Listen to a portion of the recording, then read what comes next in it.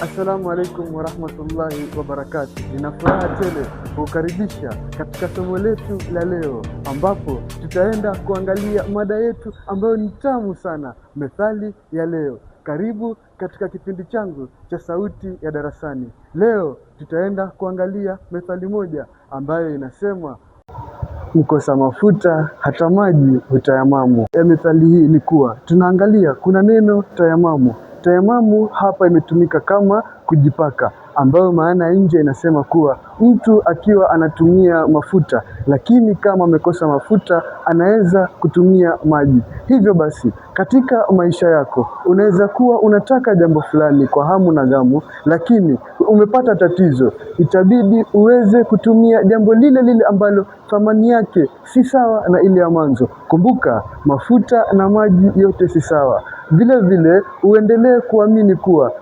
unapata kile ambacho unachostahili, si kile ambacho unachotaka. Ishi katika moyo ambao unakubali pale ambapo uko. Kama inaweza tokea katika kazi, ulikuwa na kazi kubwa ama ulikuwa unataka kazi kubwa, kazi hiyo huenda ukaikosa, lakini ukapata ndogo. Kwa sababu ya kuweza kujiendeleza kimaisha, itabidi uendelee na kazi hiyo hiyo, uendelee kujipa moyo, uamini kuwa ipo siku utaweza kutekeleza malengo yako, kwani kila hatua lazima uweke dua. Ningependa kukwambia kuwa umwambie rafiki yako kuhusiana na kipindi hichi. Vile vile niko na ujumbe mfupi kwa wanaosikiliza kipindi hichi kuwa tutakuwa na mapumziko mafupi, ambapo tutarudi tarehe 24 Machi mwaka huu.